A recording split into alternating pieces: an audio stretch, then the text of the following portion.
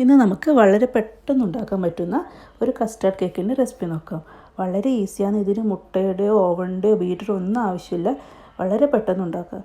അതിനായിട്ട് ഒരു പാത്രം അടുപ്പത്ത് വെച്ച് അതിലേക്ക് 1 കപ്പ് ഉപ്പ് ഇട്ട് കൊടുക്കുക. അതിൻ്റെ മേലെ ഒരു സ്റ്റാൻഡ് വെച്ചിട്ട് അടച്ച് വെക്കുക. ഒരു 15 മിനിറ്റ് വരെ പ്രീഹീറ്റ് ചെയ്യാൻ വെക്കാം.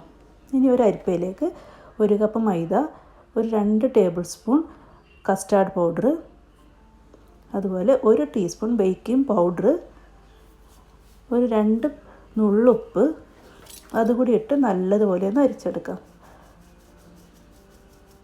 ഇത് അരിച്ചെടുത്തിട്ടുണ്ട്. ഇനി ഇത് മാറ്റി വെക്കാം. ഇനി വേറൊരു ബൗളിലേക്ക് ഒരു 1/2 കപ്പ് വെജിറ്റബിൾ ഓയിൽ ചേർത്ത് കൊടുക്കുക. അതിലേക്ക് ഒരു 1/2 കപ്പ് പ്ലസ് 1 ടേബിൾ സ്പൂൺ പൊടിച്ച പഞ്ചസാര അതുകൂടി ചേർത്ത് കൊടുത്തിട്ട് നല്ലതുപോലെ ഒന്ന് ബീറ്റ് ചെയ്തെടുക്കണം. ഇതിലേക്ക് എയർ വരാൻ വേണ്ടിയിട്ടാണ്. ഒരു 5 മിനിറ്റെങ്കിലും ഇതുപോലെ ബീറ്റ് ചെയ്യണം. നല്ലതുപോലെ ബീറ്റ് ചെയ്തിട്ടുണ്ട് ഇവിടെ.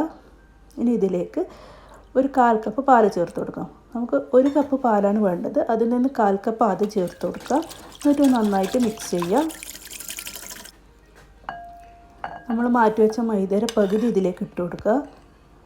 എന്നിട്ട് നന്നായിട്ടൊന്ന് മിക്സ് ചെയ്യുക. ഒരുപാടൊന്നും മിക്സ് ചെയ്യരുത്.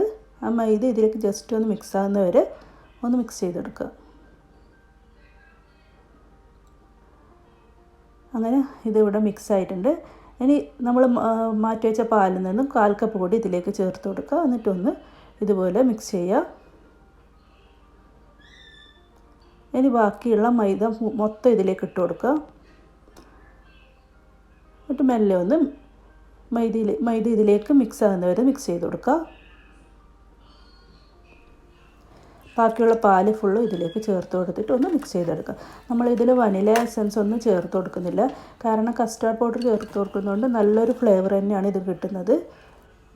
ഇനി കുറച്ച് ബദാം എടുത്ത് അതിലൊരു ടീസ്പൂൺ മൈദ മിക്സ് ചെയ്തിട്ട് ജസ്റ്റ് ഇതിലേക്ക് ചേർത്ത് ഒന്ന് ഫോൾഡ് ചെയ്തെടുക്കുക.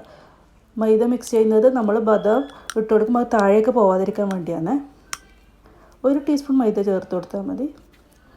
കുറച്ച് ഉണക്കമുന്തിരി അതുപോലെ കുറച്ച് ബദാം നുറുക്കിയത് ഇതിന് മുകളിൽ ഇട്ട് കൊടുക്കുന്നുണ്ട്. ഇനി നമ്മുടെ പ്രീഹീറ്റ് ചെയ്ത പാത്രത്തിലേക്ക് ഇത് വെച്ച് കൊടുക്കുക. സൂക്ഷിച്ച് വെക്കണം, കൈ പൊള്ളിപ്പോകരുത്. നല്ല ചൂടാണ് ഇതിന്. ഇപ്പോൾ നല്ല ലോ ഫ്ലെയിമിൽ തന്നെ ഉള്ളത്. ഈ ഒരു ഫ്ലെയിമിൽ തന്നെ ഒരു 30 മുതൽ 35 മിനിറ്റ് വരെ ബേക്ക് ചെയ്തെടുക്കാം.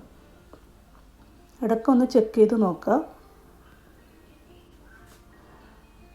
ഇത് നന്നായിട്ട് കുക്കായിട്ടുണ്ട്. ഉൾഭാഗമൊക്കെ നല്ലതുപോലെ വെന്തിട്ടുണ്ട്. ഇനി നമുക്ക് തീ ഓഫ് ചെയ്യാം.